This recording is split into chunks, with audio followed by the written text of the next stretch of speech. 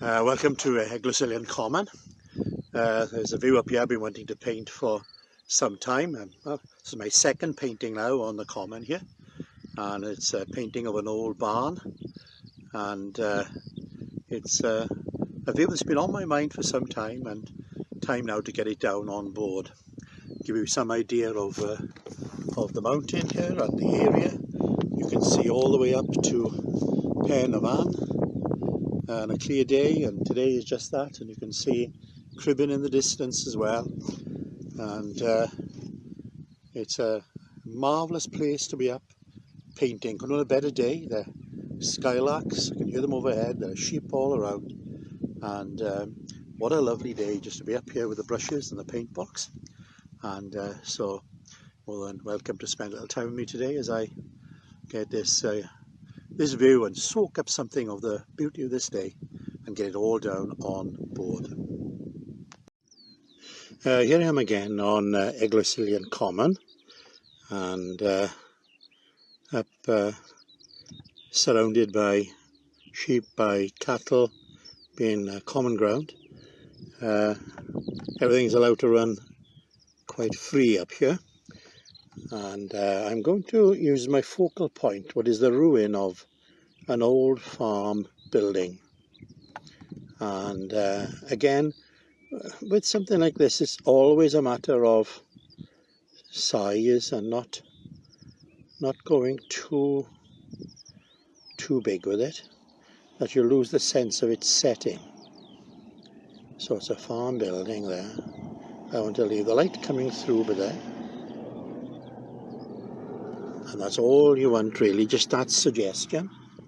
So it's we're on St Gennydd Mountain, or what is also known as Egwysilan Common, and it's a lovely sort of day here. Beautiful, the sun is out, the skylarks are up singing, and now that's a rock protruding out of the ground here, so that's the path that's going to lead in to that sort of gap there with the wall.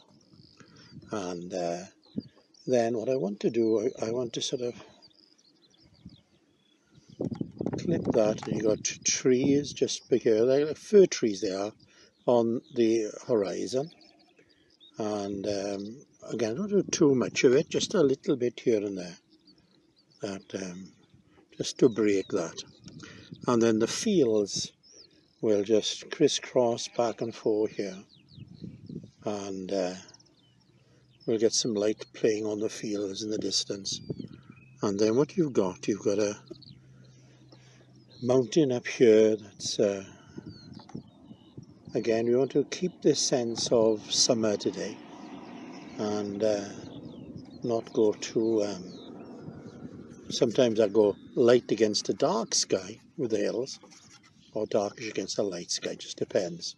It's your painting, do what you want with it really, but you're looking for effect all the time.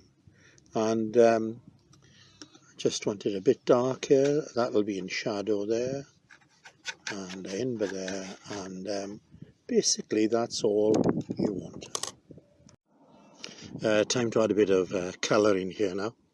So again, we start with the sky like normally, and again, just getting rough shapes in. If you'd been on this common about over 200 years ago, you'd have seen a lone figure making his way back and forth across this common. Some would say he was one of the greatest influences there have been on Wales. He was a schoolmaster from Brecon, and he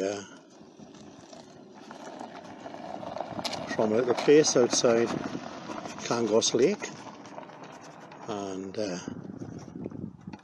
walked the length and breadth of Wales, and at times severely beaten. I reckon when he was in Bala, you could see where they dragged him down the street with his blood down through the road. And his name was Howell Harris, and he was a travelling preacher. He turned to the Bible and made this incredible discovery about a personal relationship with God where through Christ our sins can all be forgiven. We can have a new relationship with God as though we've never sinned. Become a child of God where God becomes our Father. It was something so alive to him, something just so real that he just felt compelled to tell other people about it. Religion for him wasn't just a matter of going to church, but having this living, dynamic relationship with God. And the vicar on the common here, John Smith, at the time, who was the vicar of Egwysilan Church on the common, he made arrangements for Harris to come to the area. There were places set up in St Kenneth, on old farm buildings, and also Cambraddock and Rudry, all around Caerphilly really. And people would come in there. Thousands, they reckon as many as 5,000 would stand to listen to him preach in the open air. It was something quite new for everybody then, because the church has such a hold on people's lives, parish church, and very formal, very traditional. But to have something living and dynamic was quite new, and that you could know for yourself. And yeah, it's amazing. Through all his journeys, people would get converted, and he would form societies, little groups throughout Wales where people could gather together. And so there were thousands of these group societies throughout Wales that he regularly visited, on foot, amazing really, on foot across very rough terrain, all sorts of weathers. Quite an amazing man. One of the converts of Earl Harris was a man by the name of Thomas Price, who owned Watford Farm. I say farm, it was more like a stately home then, in those days, and influential figure in the area of Caerphilly. And he became such a force for good in the Caerphilly area that he had a nickname, which was Price the Just. And that's a nickname to have. You got politics today and talk about lack of integrity and honesty, and yet he was a man who was known as Price the Just. Could do a moment like that today, couldn't we? And what he did, he formed a grouping together, and then he had a meeting room built, became a chapel called Watford Chapel, still there today on Caerphilly Mountain.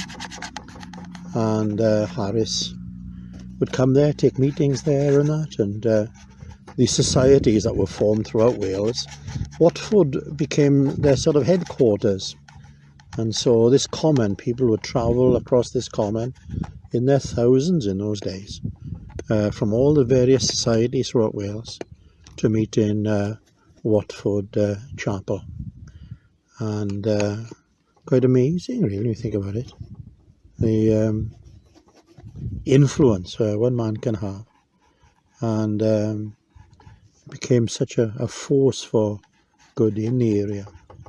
Now all I'm doing is just roughing in really, and you can see what I've done there. I've got a lighter green into the distance, and I want to put a nice cream in the distance too.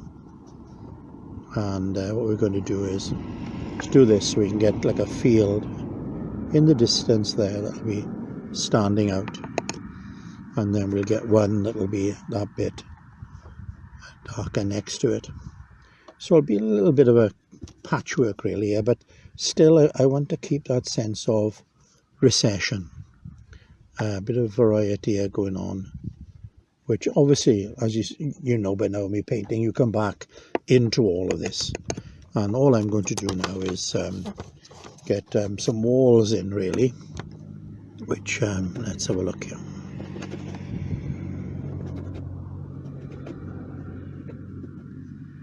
Yeah, that'll do. So let's get this wall in just for now like that, and then this one just for now. There we go, that's enough of a gap there. And then we've got others coming at different angles. And because they're picking up, see what I'm doing, I'm leaving a gap here, but not next to that one. So you got variety. You got to keep that sort of variety, keep it simple, but still we can, you can just keep it interesting all the time. Can't be a slave to what you're looking at. It's more or less a starting point. It's a bit of inspiration, really. But then you've got to be free to do what you want and just get that feel of the day. That's what you're looking for. I can see all that suggestion of fields in the background. And if I just now get this farm building in here. And it's so simple, just I'm looking for that definite shape that will stand out. And then there's the inside of that one there. What I need is a green now too, as a bush here that's going to be standing out here, just there like that. And then I want a dark in here with it.